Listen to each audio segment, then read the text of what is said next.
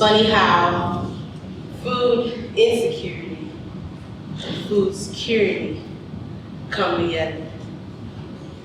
I grew up in Philadelphia in a neighborhood in Germantown, and my grandmother, Jessie, was an amazing woman. She was amazing, but very religious. Very religious. I remember her not allowing me to wear pants. She was very religious. But I also remember that her food brought people together. Cooking almost became a chore for me growing up.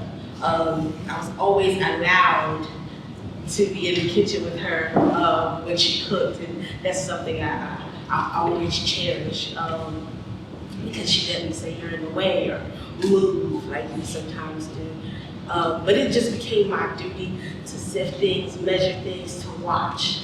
I remember her cooking for people and having me go deliver it. I remember the lady that we rented the house from, I had no idea, because we're talking about, how the housing crisis is. I remember we lived in this 3-story house, and she paid about $200 a month for this house. It was 6 bedrooms, 3 bathrooms, and I remember going to pay the rent and having a plate of food to give to the landlord.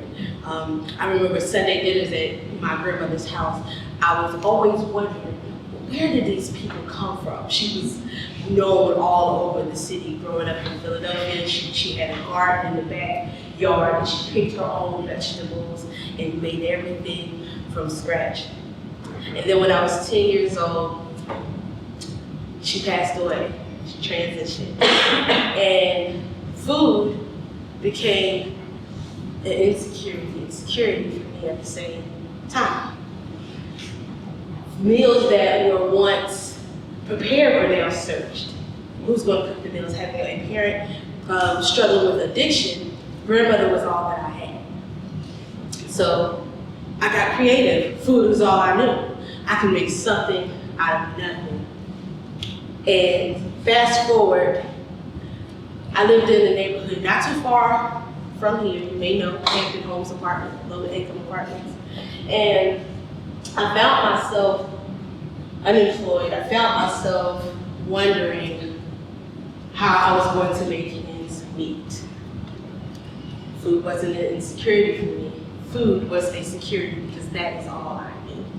So I got into the kitchen, and I may not be able to buy the newest clothes for my children or the newest gaming system, but we was going to eat a really good meal.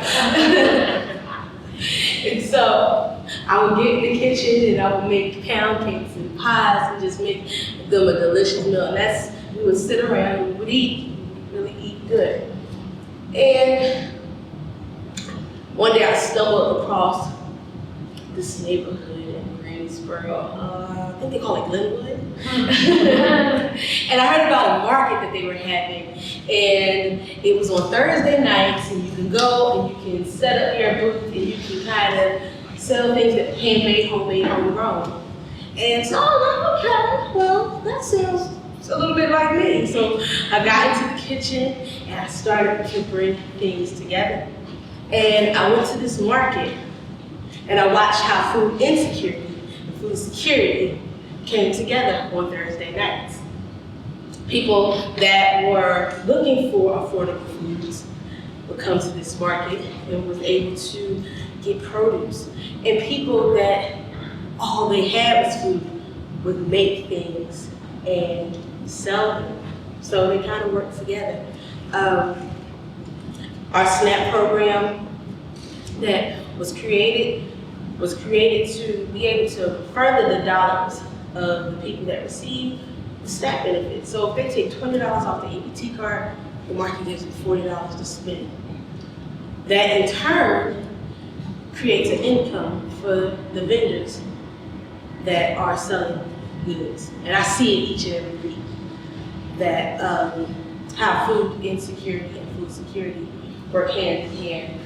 Last week we had a customer, this is her post.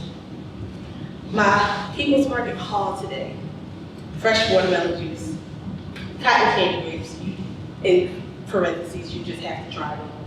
hibiscus ginger lemonade, 2 slices of cake, 3 heads of cabbage, 4 quarts of strawberry, 12 shell bags of salted peanuts, all for $30. And she puts the hand up emoji.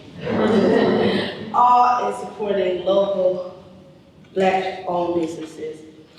And it says, y'all tripping if y'all don't pull up on Thursday nights. I'm just saying. Then they double your EBT. So that was a post that I just happened to come across, but I get to actually see it happen every single week. I am a product of what I speak about. I was the one that was in the kitchen trying to figure out, all I have is some ingredients, all I have is a few recipes, and I need to buy my son some glasses, or I need to put gas in my car. And so I am a product of what I speak about. We have so many of those stories that happen all the time at the market. I've had someone come up to me and say, you know what, I was able to make enough money today to get my car out of repossession. I was able to make enough money to send to my mother. I was able to make enough money to pay rent.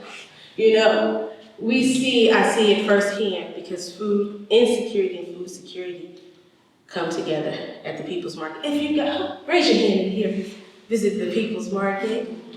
Oh, wow. A few hands, but I love it. There are a few of you that have not raised your hand, and that gives me an opportunity to tell you about the People's Market. And so the People's Market operates every Thursday right directly across the street in the parking lot of Christ United Methodist Church. And from 5:30 to 8 p.m., vendors set up and they sell homemade, homegrown, and handmade products. And the vendor fee is only $10. I want you to say, only $10? It's only $10. Only $10. That's practically free, right? So it's very affordable for vendors to be able to set up and sell their products. You know, when the pandemic hit, which was 2 years, let's see, I don't even know what year we in because I'm trying to still figure out where 2021 went. I became the market manager for the People's Market. I was a vendor up until then, and I was able to take my expertise in being a product of what I speak about, being a customer of the snack, being a vendor that had food insecurities and securities because I needed to know how I was going to make an extra income. I became the market manager for the People's Market, and I can say that I am just grateful for the opportunity to be one of the first employees of the market. I had no idea what they saw in me.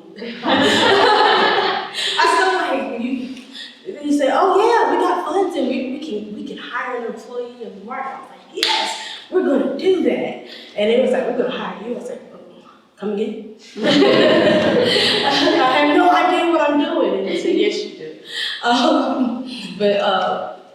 Seriously, I have been grateful just to be a part of the market for these past 2 years as the market manager and being a part of innovation and change. And we're still growing. So for the ones that are on social media and are familiar with how to work social media, go to The People's Market on Facebook and follow us, learn more about us. On IG, we are the People's Market GSO. And if you're not on social media, stay active and speak to me about how you can be a part of building community at the People's Market.